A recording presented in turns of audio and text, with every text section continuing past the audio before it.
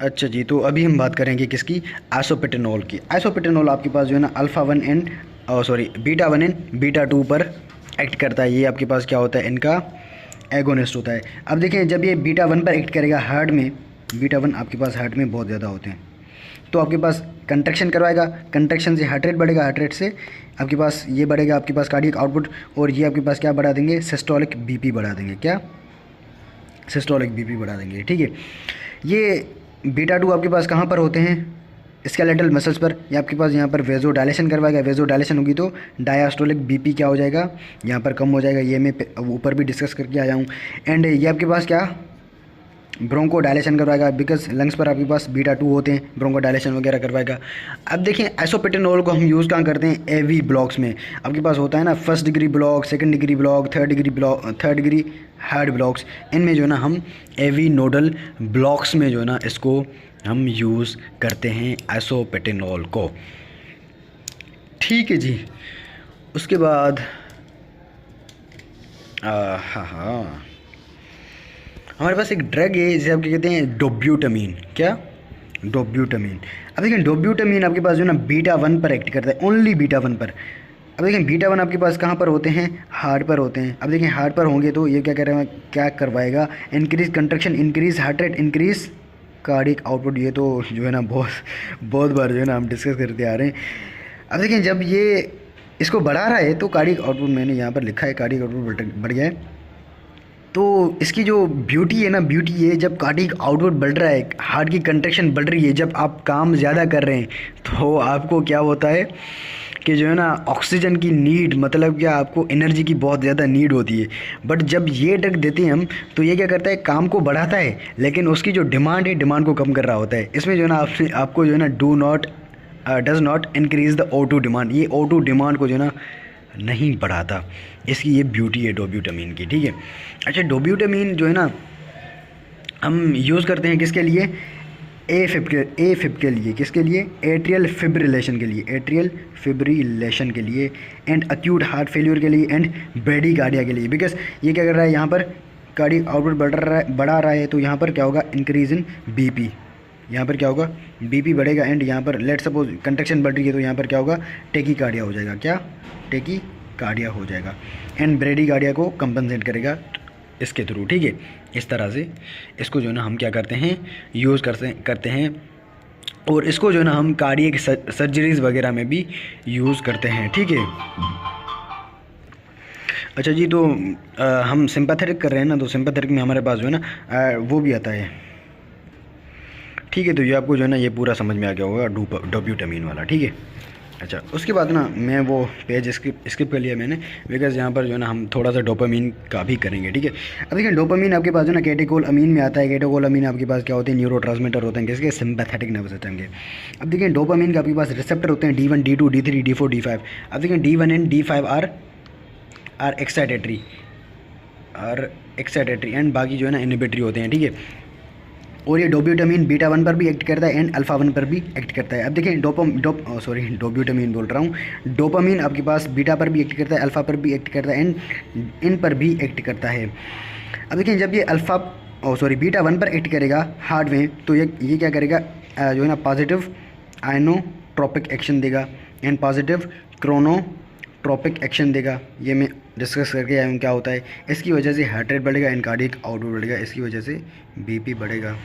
जब ये alpha one के थ्रू वेसल पर एक्ट करेगा तो अल्फ़ा वन इसको क्या करेगा, वेजो कंस्ट्रक्शन करवाएगा।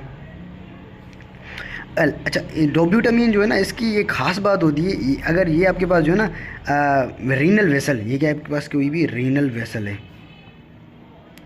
Renal vessel and splenic vessel, क्या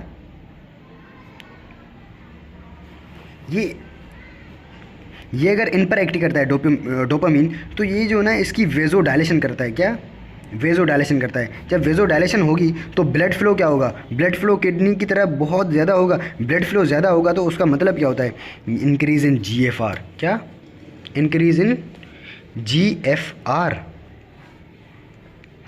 तो अगर आपके पास जो है ना GFR बढ़ गया तो वो आपके पास क्या करवाएगा, डायूरेसिस करवाएगा। मतलब क्या, यूरिन का जो है ना वो यूरिनेशन जो है ना बिल्कुल ज़्यादा होगी, वो आपके पास क्या होगी, क्या हो जाएगा, डाययूरेसिस करवाएगा।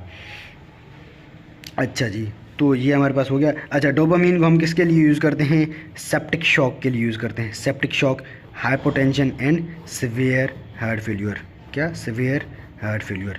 जब भी आपके पास जो है ना हाइपोटेंशन आए या फिर हार्ट फेल्यूर आए और उसमें जो है ना आपका किडनी का थोड़ा सा जिक्र हो, ये वाला किडनी का पूरा जिक्र हो, तो आपने वहाँ पर डोपामीन को जो है ना सेलेक्ट करना है। एंड इसके एडवर्स इफेक्ट में आपके पास क्या आता है, नोज़िया, हाई बीपी एंड अरिथमियाज वगैरह आ जाता है। ठीक है, होप कि ये क्लियर होगा। अच्छा, एक ड्रग आता है जो आपके पास जो है ना D1, मतलब क्या, डोपामीन का क्या है, एगोनिस्ट है। इसको हम क्या कहते हैं, फोनोल डोपैम। क्या, फोनोल डोपैम, ओ सॉरी फिनोल है यहाँ पर, क्या पता नहीं यार क्या हो गया आज, फिनोल डोपैम। अब देखिए, फिनोल डोपैम आपके पास जो है ना, इसका यूज़ याद करना बस, ठीक है, हाइपोटेंशन में यूज़ करते हैं बस, इनफ है। इसके साइड इफ़ेक्ट्स आपके पास जो है ना, हेड एक, flushing, dizziness, nausea, vomiting, diarrhoea. ठीक है, डायरिया नहीं होता, नोजिया वोमिटिंग होती है, एंड टेकीकार्डिया वगैरह होता है। ठीक है, अच्छा, होप की जो ना ये आपको क्लियर होगा। अच्छा, तो हमने डोपामिन की बात कर ली, उसके बाद जो है ना हम करते हैं बात किसकी, ऑक्सीमेटाजोलिन की।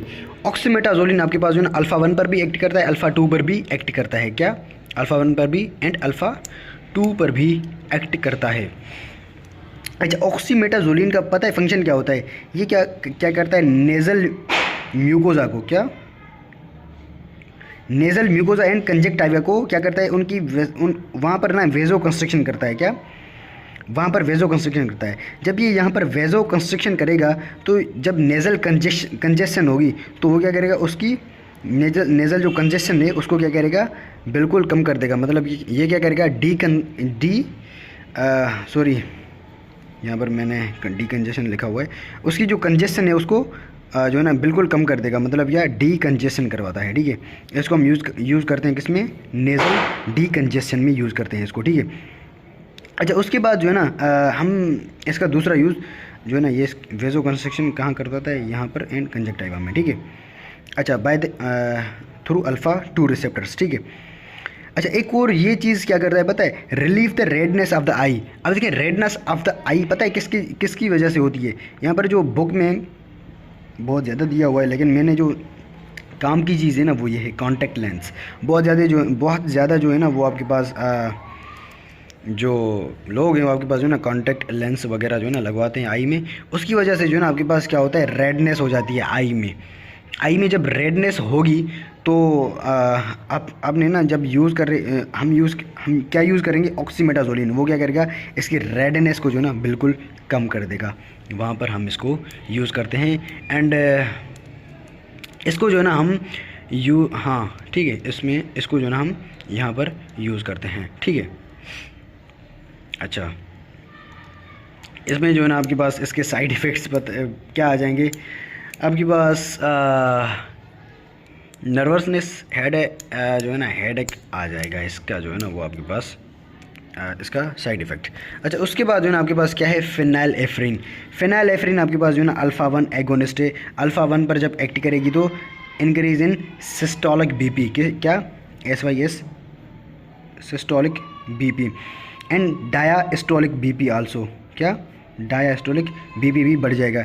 एंड यहाँ पर जो है ना जब डायस्टोलिक बीपी बढ़ेगा, जब सिस्टोलिक बीपी बढ़ेगा, तो यहाँ पर मैंने इसको पूरे तरीके से डिफाइन किया था। जब सिस्टोलिक बीपी बढ़ रहा था उसकी वजह से जो ना क्या हो रहा था, रिफ्लेक्स ब्रेडिकार्डिया हो रहा था। क्या, रिफ्लेक्स ब्रेडिकार्डिया, ये इसका क्या था, साइड इफ़ेक्ट था। तो ये फेनाइलेफ्रिन का भी सेम साइड इफ़ेक्ट होता है, ये याद करना। ठीक है, तो फेनाइलेफ्रिन को हम कहाँ यूज़ करेंगे, हाइपोटेंशन एंड माइड्रियासिस में यूज़ करेंगे।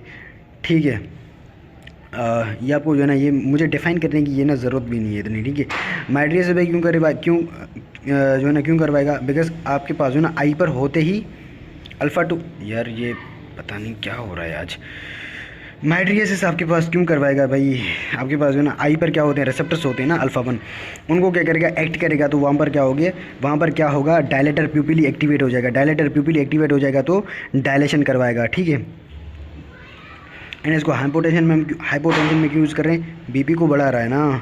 ठीक है, देन एक और ड्रग है हमारे पास क्या, क्लोनिडीन। अब देखिए क्लोनिडीन जो है ना बड़ा ही ज़बरदस्त काम कर रहा होता है यहाँ पर।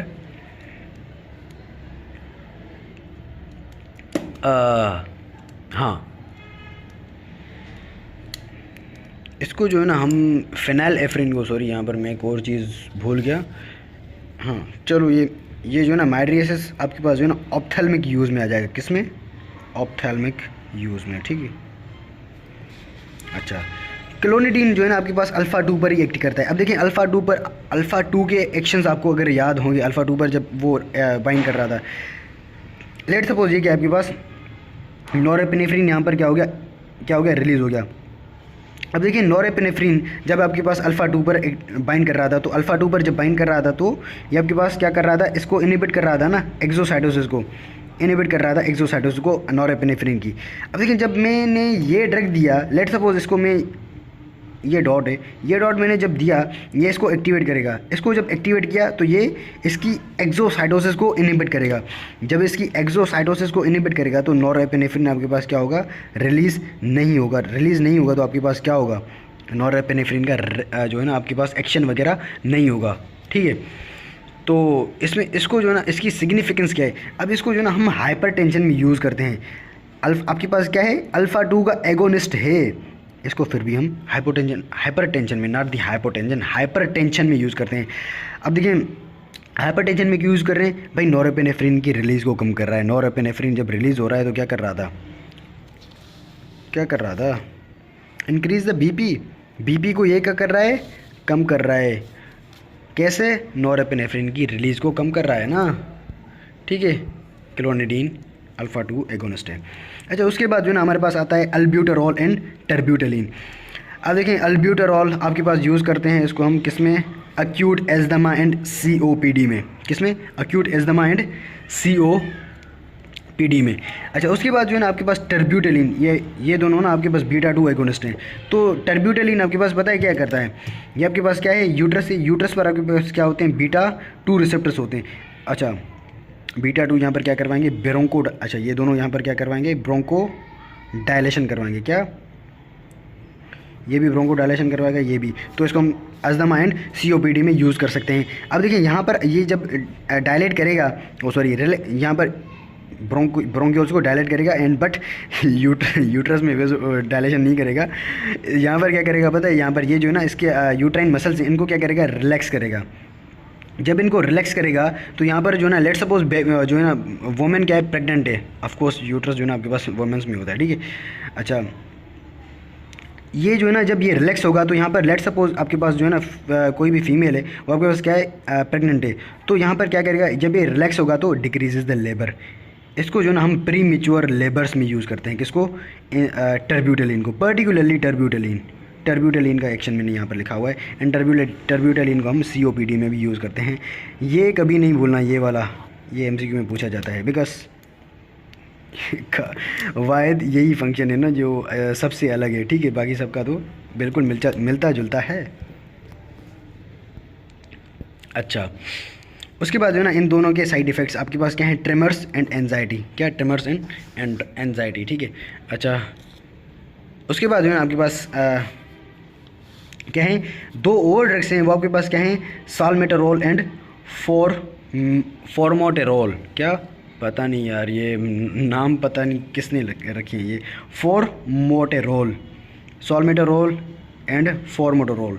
ये आपके पास क्या होते हैं, लॉन्ग एक्टिंग बीटा एगोनिस्ट होते हैं, लाबा होते हैं। क्या, long acting beta agonist, particularly beta 2। क्या, पर्टिकुलरली बीटा 2। अब देखिए जब ये बीटा 2 पर एक्ट करेंगे तो बीटा 2 आपके पास ब्रोंक्यूल्स में क्या करते हैं, ब्रोंको डायलेशन करवाते हैं।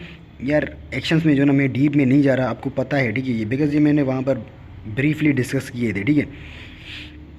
अब देखिए जब ये ड्रग्स, चलो मैं इसको अलग कर देता हूँ, जब साल्मेटेरोल एंड फॉर्मोटेरोल जब ये हम दे रहे होते हैं, किसके थ्रू, कार्डिकोस्टेरॉइड्स के साथ। यार ये पता नहीं, कार्डिकोस्टेरॉइड्स। अब देखिए जब ये दोनों ड्रग्स हम with the combination of corticosteroid देंगे तो इनकी जो एफिकेसी है वो बढ़ जाएगी। क्या, वो इनकी एफिकेसी बढ़ जाएगी और ये एक्शन और ज़्यादा करेंगे, ठीक है। इनको हम यूज़ करते हैं इन दी नक्चरनल अस्थमा। अब देखिए नक्चरनल एजदमा का होता है पता है क्या, नाइट में जो है ना आपके पास एजदमा हो, ठीक है। नक्चरनल का मतलब होता है नाइट, ठीक है। नाइट में आपके पास क्या हो, जो है ना आपके पास पेशेंट जो है ना एजदमा की जो है ना आपके पास क्या हो, वो सिम्टम्स हों, तो उसको हम क्या कहते हैं, नक्चरनल एजदमा जो है ना इसमें हम यूज़ करते हैं क्या, सॉल्मेटारोल, पर्टिकुलरली सॉल्मेटारोल, फॉर मोटेरोल इतना यूज़ नहीं करते।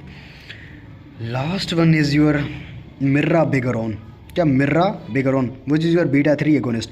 अब देखिए ये क्या करता है, ब्लैडर के जो डिट्रोजर है, डिट्रोजियर, ये इसको इनहिबिट करता है। इनहिबिट का मतलब ये रिलैक्स करता है। जब ये इसको रिलैक्स करेगा तो ये आपके पास क्या होगा, यूरिन, लेट सपोज ये क्या है, ये लेट सपोज ये कंस्ट्रिक्टेड स्टेट है, इसको मैंने जब रिलैक्स किया तो ये बड़ा हो जाएगा। जब ये बड़ा हो गया तो आपके पास क्या हो जाएगा, यूरिन के लिए जो ना आपके पास जगह बहुत हो जाएगी, तो यूरिन यहाँ पर क्या होगा, स्टोर्ड होगा। इसको हम कब यूज़ करते हैं, ओवर एक्टिव ब्लैडर में यूज़ करते हैं, ठीक है। किसको, मिर्राबेगोरॉन को।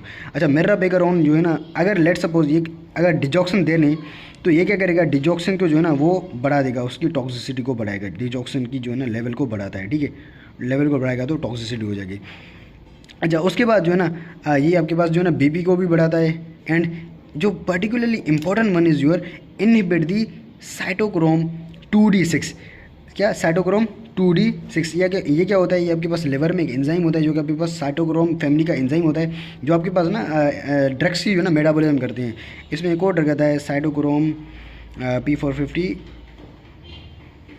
3A4, ये भी बहुत ज़्यादा होता है, बट ये इनहिबिट किसको करता है, इसको काट दें, इनहिबिट किसको करता है, इसको करता है। जब ये इसको इनहिबिट करेगा तो एक ड्रग देते हैं हम, जो है ना बीटा ब्लॉकर ड्रग है, उसकी जो है ना आपके पास मेटाबॉलिज्म नहीं होती, वो आपके पास ड्रग है आपके पास क्या, मेटोप्रोलोल, क्या, मेटोप्रोलोल, इसकी जो ना मेटाबॉलिज्म नहीं होगी, तो ये आपके पास क्या करेगा, बीटा रिसेप्टर्स को ब्लॉक कर देगा, ठीक है। ठीक है, ये इसका एक्शन है मिर्राबेगोरॉन का।